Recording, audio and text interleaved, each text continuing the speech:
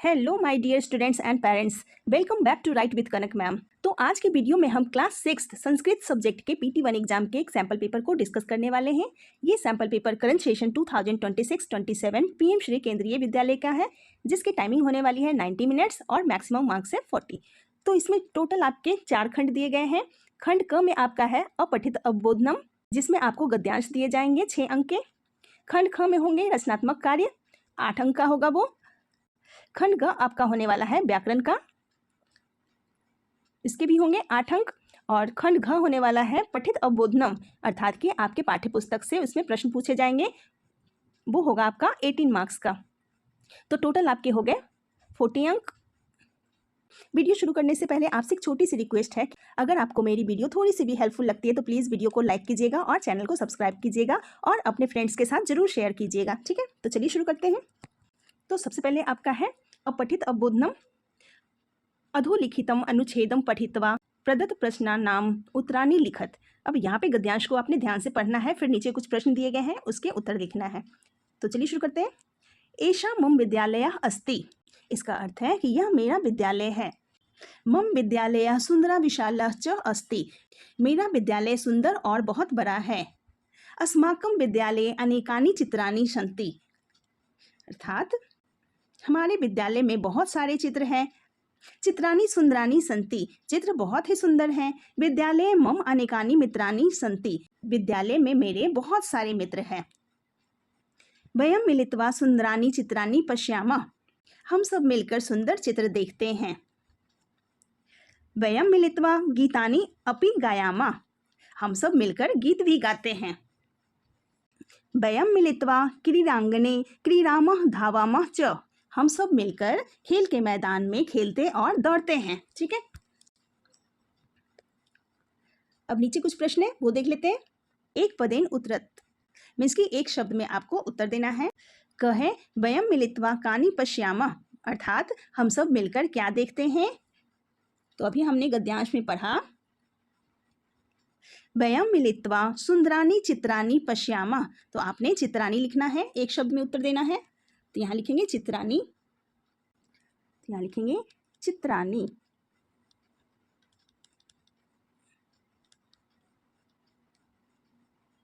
ठीक है। नेक्स्ट है कुत्र अनेकानि चित्राणि सन्ति, तो बहुत सारे चित्र कहाँ थे। तो गद्यांश में लिखा हुआ था कि विद्यालये अनेकानि चित्राणि सन्ति, तो आपने एक शब्द में लिखना है सिर्फ विद्यालये, विद्यालये, ठीक है। ग प्रश्न है कः अस्हेन पाठयति, अर्थात प्रेम से कौन पढ़ाता है। उत्तर लिखेंगे स्कूल में कौन पढ़ाता है, गुरु पढ़ाते हैं, तो यहाँ लिखेंगे गुरु, गुरु, ठीक है। घ प्रश्न है विद्यालयः कथम अस्ति, विद्यालय कैसा है। तो विद्यालय सुंदरः विशालः च, उत्तर लिखेंगे सुंदरः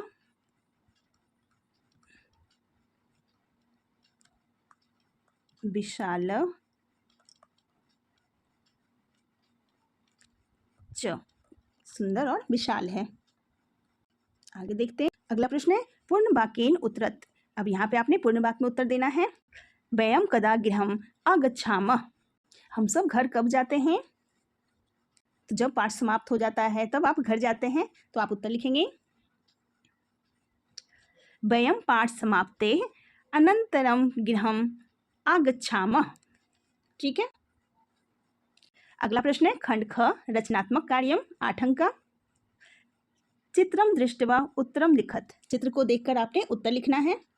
क चित्र है बालिका की करोति, अर्थात बालक क्या कर रहा है, तो आप उत्तर लिखेंगे बालिका पढ़ती, लड़का पढ़ रहा है। ख है अश्वो की कुरुतः, अर्थात 2 घोड़े क्या कर रहे हैं, आप उत्तर लिखेंगे अश्वो धावतः, अर्थात दोनों घोड़े दौड़ रहे हैं। अभी सबके उत्तर भी लिखेंगे। ग प्रश्न है गजौ की कुरुतः, अर्थात 2 हाथी क्या कर रहे हैं, आप लिखेंगे गजौ चलतः, 2 हाथी चल रहे हैं। अगला है कृषक की करोति, कृषक क्या कर रहे हैं, किसान क्या कर रहे हैं, आप उत्तर लिखेंगे कृषिका कृषि कर्म करोति, अर्थात कृषक कृषि कर्म कर रहे हैं, खेती का काम कर रहे हैं। चलिए इन सब के उत्तर लिख लेते हैं। पहला प्रश्न है बालिका की करोति, उत्तर लिखेंगे बालिका पठति। ख है अस्बौ किम कुरुतः, उत्तर लिखेंगे अस्बौ धावतः। ग है गजो किम कुरुतः, उत्तर लिखेंगे गजौ चलतः। घ है कृषिका किम करोति, उत्तर लिखेंगे कृषिका कृषि कर्म करोति। ठीक है। अगला है आपका खंड ग अनुप्रयुक्त व्याकरण। वर्ण संयोजन कृत्वा पदानि रिक्त स्थाने लिखित। अब आपने वर्ण संयोजन करना है, मीन्स की लेटर को जोड़कर शब्द बनाना है। ठीक है, तो इस तरह से करेंगे वर्ण संयोजन। यहाँ देखिए ब और री ये दोनों मिलकर बन गया ब्री। ठीक है, और क और श ये दोनों मिलकर बन गया छ, और अ का आ तो ये बन गया वृक्षा। ठीक है। अगला है च अ तो ये बन गया च, ट अ ट, क अ का तो ये बन गया चटका। ठीक है, दो वर्णों को एक साथ जोड़कर आपने शब्द बनाने हैं। अगला है श ई तो ये बन गया शी, छ अ छ बन गया ये, क आ क बन गया, और यहाँ तो ये बन गया शिक्षक का। अगला है ग और उ मिलकर बन गया गु, और र और उ मिलकर बन गया रू, और ये हो गया तो यहाँ बन गया गुरु। ठीक है, इस तरह से आप वर्ण संयोजन करेंगे। अगला प्रश्न है पदाना वर्ण विच्छेदा कुरुत। अब यहाँ पे आपको शब्द दिया गया है, उसके आपने वर्ण विच्छेद करना है। ठीक है, कृषक कोकिले गुरु सरस्वती, तो इस तरह से वर्ण विच्छेद करेंगे। क्री का हो जाएगा क जोर री, प का हो जाएगा प अ, क का हो जाएगा क अ, और अह का यहाँ पे 2 बिंदी लगा देंगे। ठीक है, तो ये बन गया कृषक।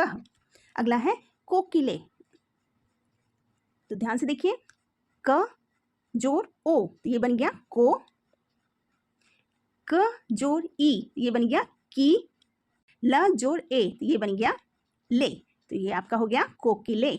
ठीक है।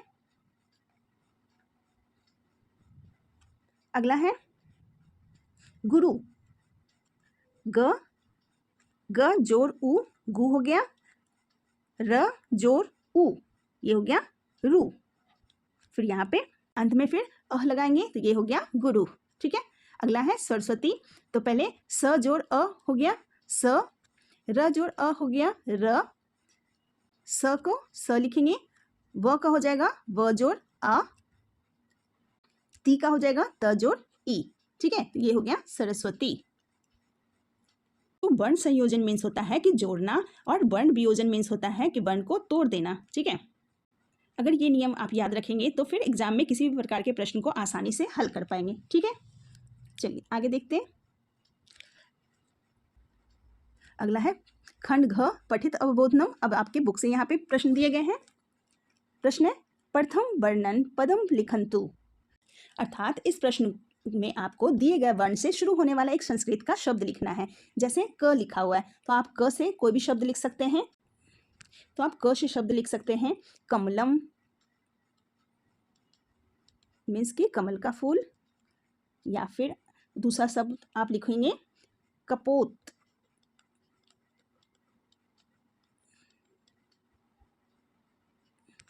अगला वर्ण है च, तो च से आप लिखेंगे चटका, मीन्स चिड़िया, या फिर च से आप लिखेंगे चंद्र, मीन्स की चंद्रमा। अगला वर्ण है प, प से आप लिखेंगे पुस्तकम,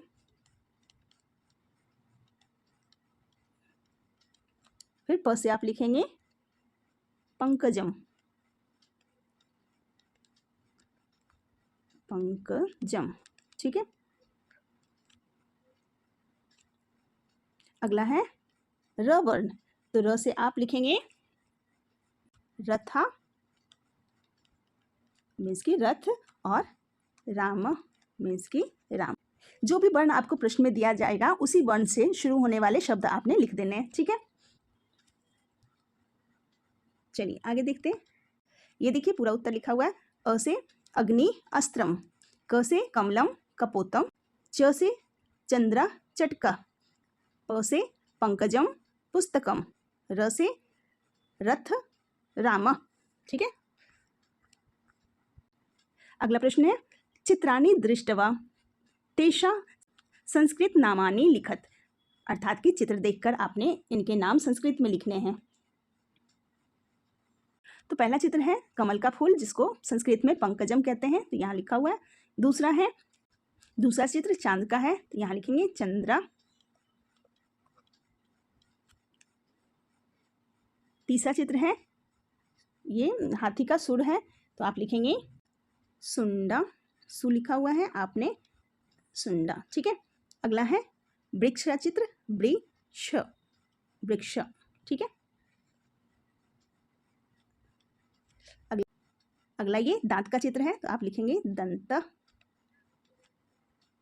ये है चटका। चलिए नीचे सबको अच्छी तरह से लिख लेते हैं। ये देखिए पंकजम, चंद्रा, सुंडा, वृक्षा, दंता, चटका, ठीक है।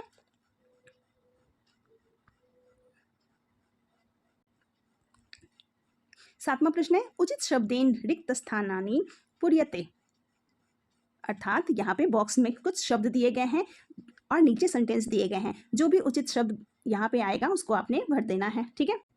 क है बालिका पुस्तकम, बालक पुस्तक पढ़ता है, तो यहाँ हो जाएगा पठती, बालक पुस्तक पढ़ता है। अगला है अश्व शीघ्रम, घोड़ा तेज दौड़ता है, तो यहाँ हो जाएगा धावती।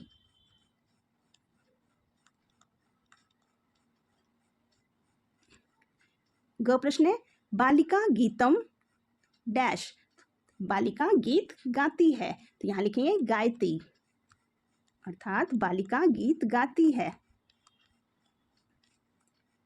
घ है गजा इच्छुम खादती, अर्थात हाथी गन्ना खाता है, यहाँ लिख देंगे खादती।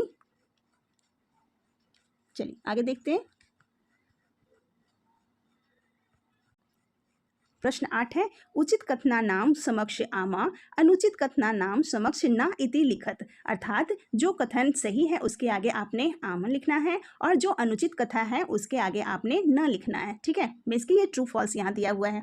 क है व्यंजना नाम चत्वारा भेदा संति, व्यंजन के 4 भेद होते हैं, तो ये बिल्कुल गलत कथन है क्योंकि संस्कृत में व्यंजन के 5 भेद होते हैं, तो आप यहाँ लिखेंगे न। ख है य र ल ब अंतः अस्तः वर्णा संति, ये बिल्कुल सही है। संस्कृत में य र ल ब को अंतः अस्तः वर्ण कहा जाता है, तो आपने यहाँ लिखना है आम। ग प्रश्न है अंग अह अयोग बाहो वर्णो अस्त, अर्थात अंग और अह अयोग बाह वर्ण है, ये बिल्कुल सही है क्योंकि अंग को हम अनुस्वार कहते हैं और अह को हम स्वर कहते हैं, तो इन दोनों को मिलाकर अयोग बाह कहा जाता है, इसलिए यह कथन बिल्कुल सही है। तो आप यहाँ पे लिखेंगे आम। घ है श श स ह उसमें वर्णा संति, अर्थात ये जो श है, स है, ह है, ये चारों उष्म वर्ण है, तो ये बिल्कुल सही है क्योंकि जब हम इसका उच्चारण करते हैं तो हमारे मुंह से गर्म हवा निकलती है, इसलिए इसे उष्म वर्ण कहा जाता है, तो ये बिल्कुल कथन सही है। तो आपने यहाँ पे आम लिख देना है, ठीक है। ठीक है, इसको आप इस तरह से करेंगे, ठीक है बच्चों। तो ये थे आपके लिए एक संस्कृत का सैम्पल पेपर। आई होप ये आपके लिए काफ़ी हेल्पफुल रहेगा। मिलते हैं फिर नेक्स्ट वीडियो में। Thank you so much.